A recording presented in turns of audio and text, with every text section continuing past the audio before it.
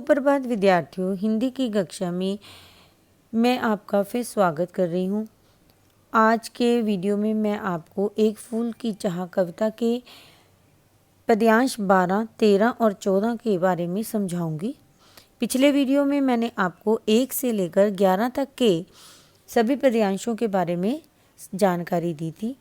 आशा है कि आपको वो सब कुछ समझ में आ गया होगा। आइए आरंभ करते हैं। माँ के भगत हुए तुम कैसे, करके यह विचार खोटा।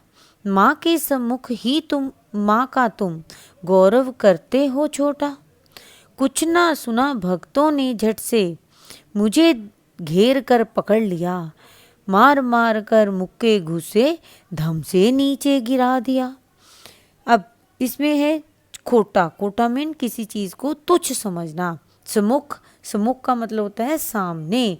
मुक्के घुसे, हाथापाई पे आ जाना।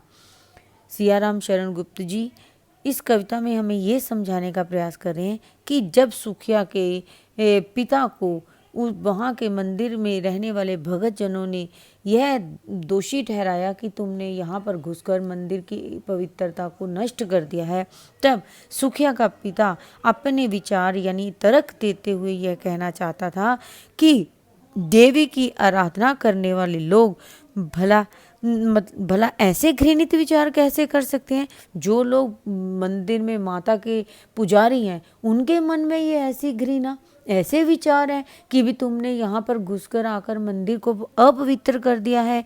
मानव मात्र में जाति का अंतर बताकर देवी की संरचना का अपमान करके भला कैसे देवी के सम्मान को दूषित कर सकते हैं। यानी परंतु वो बेचारा जो सुखिया का पिता था उसके तर्क को ना सुनते हुए उच्च वर्ग के देवी के साधकों ने उस निम्न वर्गीय निर्दोष अछूत पिता को घेर कर हाथापाई करते हुए जमीन पर गिरा दिया और उसकी जमकर पिटाई करनी आरंभ कर दी। यानी कि वो अपने विचार देना चाहता था, लेकिन किसी भी भगत जन ने उसकी बात को सुनना स्वीकार ही नहीं किया, बल्कि उसे ही दोष देते हुए उसकी खूब पिटाई करनी शुरू कर दी। ठीक है विद्यार्थियों, मेरे हाथों से प्रसाद भी बिखर गया, हाँ सबका सब। हाय अभागी बेटी, तुझ तक कैसे पहुंच सके यह अब। न्यायालय ले गए मुझे वे, 7 दिवस का दंड विधान। मुझको हुआ था मुझसे देवी का महान अपमान। दंड मतलब सजा देना, विधान मतलब नियम।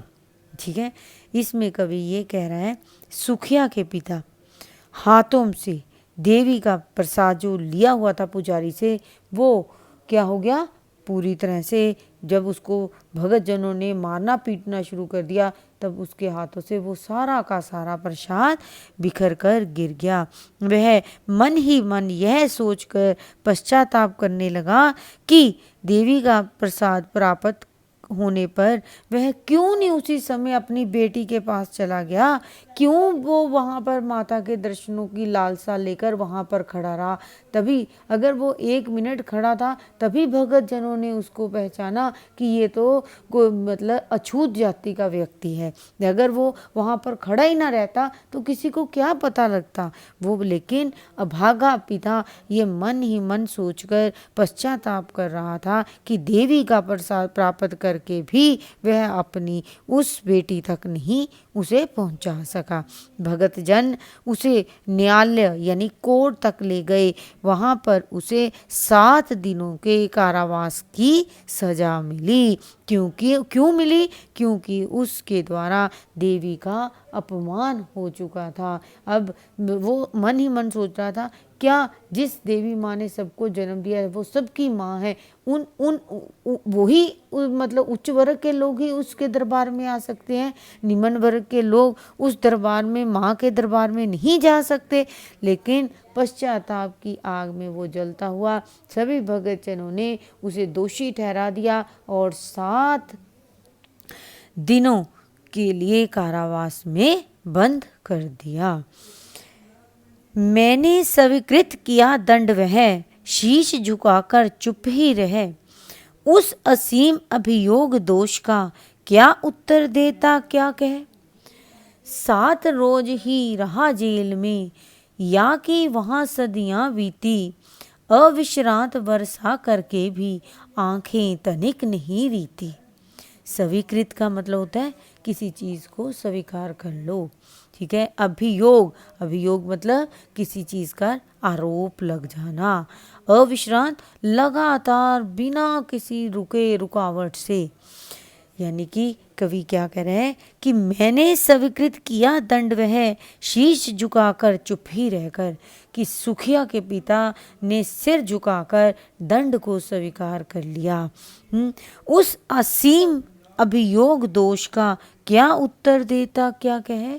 यानी कि क्योंकि उस पर जो व्यर्थ यानी बेकार का आरोप लगाया था,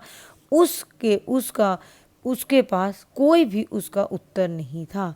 यानी कि वो उत्तर देने में अपने आप को असंभव महसूस कर रहा था। 7 रोज ही रहा जेल में था, या वहाँ सदियाँ बीती। वह 7 दिनों तक लगातार कारावास में कैद पुत्री की चिंता तथा उसके वियोग में आंसू बहाता रहा। अविश्रांत वर्षा करके भी आंखें तनिक नहीं रीती।